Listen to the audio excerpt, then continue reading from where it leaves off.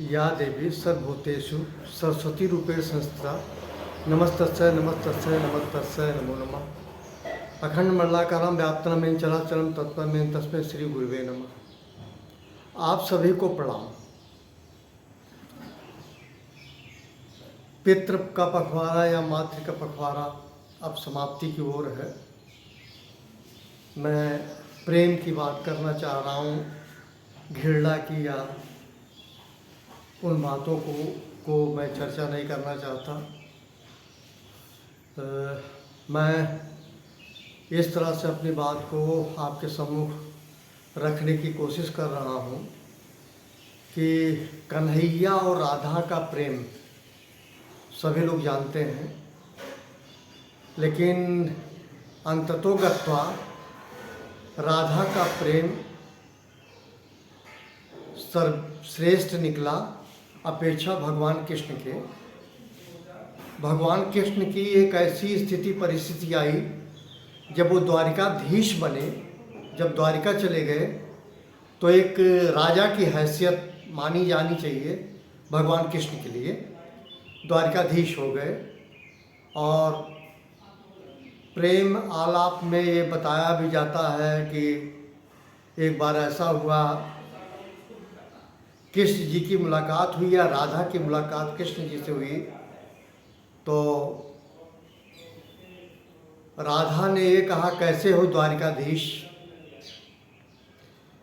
जब कोई पिता या माता अपने बेटे या बेटी को नाम लेकर बुलाए तो जेस्चर समझ में आ जाता है, बॉडी लैंग्वेज समझ में आ जाता है कि ये कटाक्ष है या व्यंग है। जो माँ जो पिता अपने बच्चे को मुन्ना या मुन्नी कह के पुकारता है या पुकारती है, लेकिन उस बच्चे का अगर नाम लेके संबोधन करने लगे माँ बाप, तो बच्चे को संशय होना स्वाभाविक है कि कुछ बात है जिन कवियों को उद्धृत करना चाहता है मेरा माता पिता, और ऐसी क्या बात हुई मेरे उस प्यारे नाम से ना लेकर के मेरे नाम को लिया जा रहा, संबोधन किया जा रहा। ठीक इसी प्रकार भगवान कृष्ण को बहुत अटपटा लगा जब राधा ने कहा, कैसे हो द्वारिकाधीश। तो उन्होंने कहा है ये कि राधा तुम अपनी सुनाओ, मैं और ऐसा कैसे, इस तरह से क्या। तो बोले कि जो है मैं तो बड़ा कहीं ना कहीं दुखी हूँ और हमारे आपके बीच जो है इधर प्रेमालाप नहीं हुआ। तो राधा ने ये कहा, बड़ा सुंदर सा जवाब दिया कि राधा ने कहा कि हमें आप कभी नहीं याद आए। कृष्ण ने कहा राधा को कि आप याद आते हो, तो राधा ने कहा हमें आप कभी याद नहीं आए, इसलिए कि याद उसे किया जाता है जिसको भूला हो। राधा ने कहा कि मैंने तो कृष्ण को कभी भूला ही नहीं, कृष्ण तो मेरे रोम रोम में है, तो याद करने वाला कोई प्रश्न ही नहीं है। और कृष्ण मेरे हैं, मेरे साथ हैं, मेरे हृदय में है, तो याद करने और भूलने की बात कहाँ से आ गई। इस बात से इससे एक बताई जाती है या कहा जाता है कि राधा वहाँ कृष्ण भगवान से श्रेष्ठ हुई। और मथुरा में या वृंदावन में राधा राधा राधा राधा कह के अपना जीवन नैया पाल लगा रहे इस कलयुग में। लोग रोगग्रस्त हैं, उसके बावजूद कृष्ण भगवान का नाम नहीं लेते। वृंदावन में मथुरा में उनकी नगरी में रह के उनका नाम नहीं लेते, राधे राधे राधा का नाम लेते हैं। तो कहीं ना कहीं कृष्ण से श्रेष्ठ है राधा। यहाँ सोचने में समझने में, इस बात को आप लोग किस तरह से लेंगे मुझे नहीं पता, लेकिन कृष्ण से राधा का वहाँ श्रेष्ठता दिखाया गया है। और आज भी सारे लोग राधा राधा राधा राधे कहते हैं, कृष्ण का नाम बिल्कुल लेते ही नहीं। मैं स्वयं किसी दौरान पे मैं उन परिक्षेत्रों में रहा हूँ, क्योंकि मैं एक ऐसी संस्था में काम करता था कि मुझे बहुत ही मौका मिला इन जगहों पे जाने का, लेकिन मैं फियर से नहीं गया, डर बस नहीं गया कि पूजा पाठ करना बड़ा वो है। नीतिगत बातें समझने में मेरे आती थी और तमाम बातें थी कि ठीक है, आई शुड गो देयर, जाना चाहिए और ये सब करना चाहिए, कोई बुराई नहीं। तो मैं उस बात को यहाँ पे समाप्त करके एक दूसरी बात कहना चाह रहा हूँ। इस बात को मेरा ध्यान से प्लीज आप लोग सुने। द्वारिकाधीश श्री कृष्ण जी बन गए। श्री कृष्ण जी के विषयक एक बात आई थी कि जब महाभारत युद्ध होना था तो दो विभाजित पक्ष था, एक पक्ष था कौरव का, दूसरा पक्ष था पांडव का। दुर्योधन प्रस्ताव लेके द्वारिकाधीश के पास गए, द्वारिका गए, वहां कन्हैया नहीं थे, वहां वो द्वारिकाधीश थे। वो द्वारिकाधीश के पास गए और उन्होंने एक प्रस्ताव किया कि मुझे आपकी सहायता चाहिए। तो भगवान कृष्ण ने कहा कि मेरी पूरी सेना आप ले जाओ। श्री कृष्ण भगवान की पूरी सेना दुर्योधन के साथ चली गई। युद्ध किससे करने? पांडव से। और भगवान कृष्ण स्वयं क्या बने?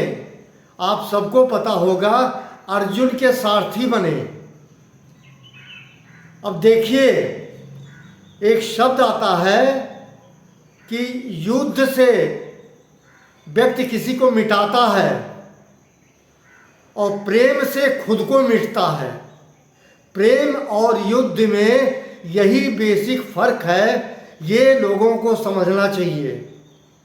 प्यार में जो प्यार किसी को भी करता है, इसको किसी रोमांस में मत ले जाइएगा, युवा युवती में मत ले जाइएगा। ये सब नाटक है शॉर्ट पीरियड के, मैं उससे नहीं जोड़ रहा हूँ। जो जवान लोग हैं, नर नारी, वो इस पे मत ले।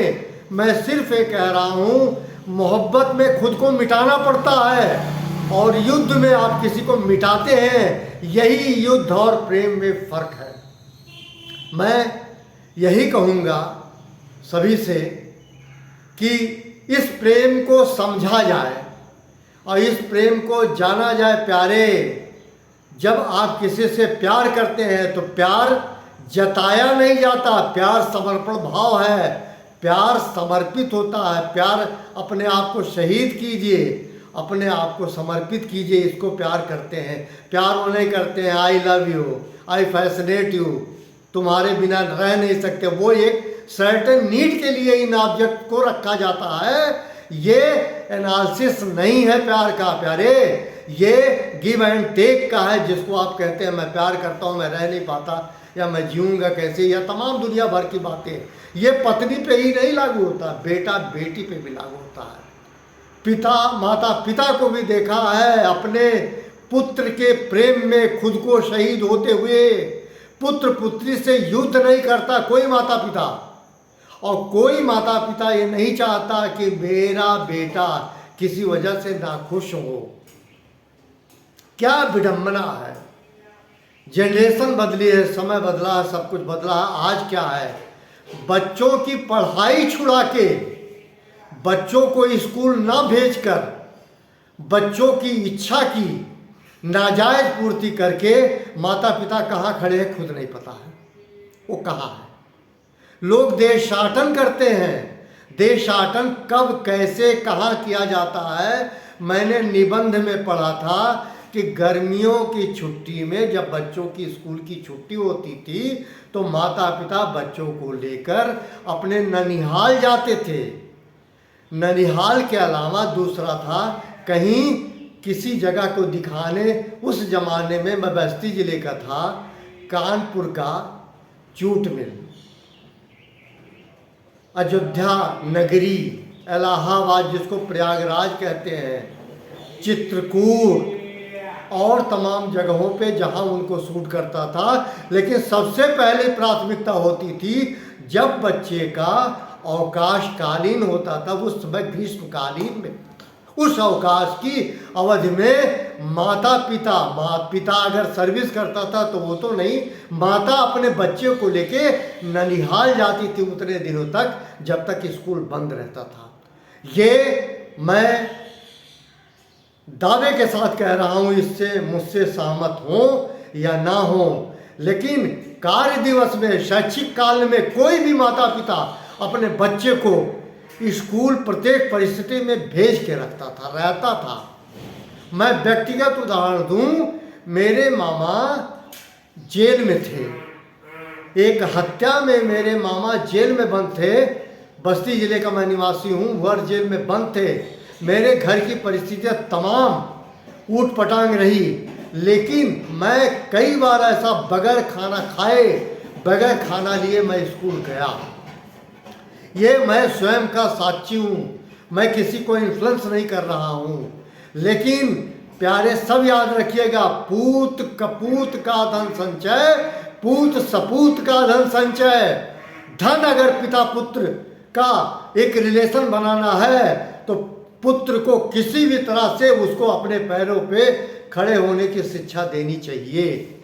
बंगाल में एक बात आई थी, वहाँ के लोग बहुत अच्छी बात कहते हैं कि हम किसी को मछली नहीं खिलाते, लेकिन मछली मारना सिखा दे ताकि वो मछली मार के खा सके।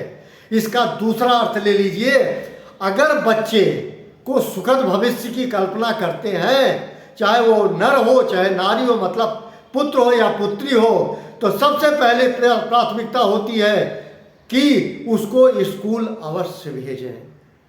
उसके सारे चीज़ों का ध्यान रखिए, लेकिन इसके विरुद्ध सदैव रहिए। अगर स्कूल खुला है तो बच्चे को प्रत्येक स्थिति परिस्थिति में स्कूल जाना होगा। ये अलग बात है अगर वो अस्पताल में भर्ती है, ये दूसरी व्यवस्था हुई। लेकिन बच्चा स्कूल ना जाए इसका कहीं कोई मीनिंग नहीं है। माता पिता की पहला सामाजिक उत्तरदायित्व है। एक बात।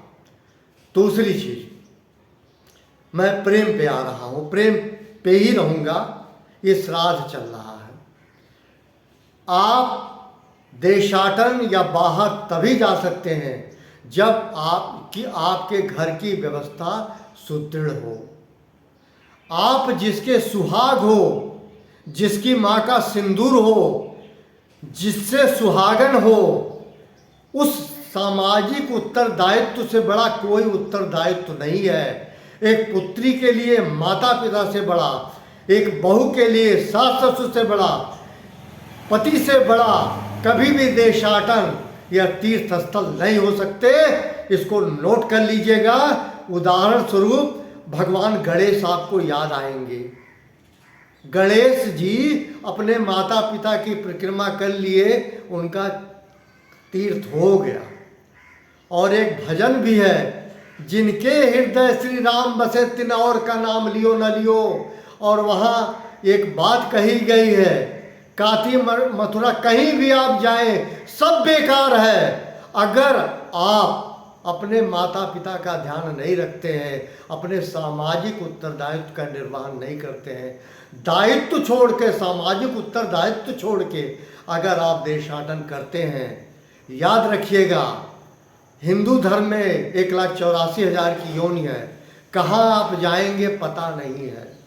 तरुण सागर ने, आज नहीं है इस दुनिया में, उन्होंने एक बात कही थी कि जब कार में एक छोटा कुत्ता किसी युवती के गोद में होता है तो मैं समाज में हूँ, समाज से दूर नहीं हूँ। और कोई जवान, कोई यंग जब देखता है एक लड़की के गोद में कुत्ते को, तो वो ईश्वर से मनाता है, भगवान मुझको क्यों नहीं कुत्ता बना दिए और ये हमको गोद में लेके चलती कार में।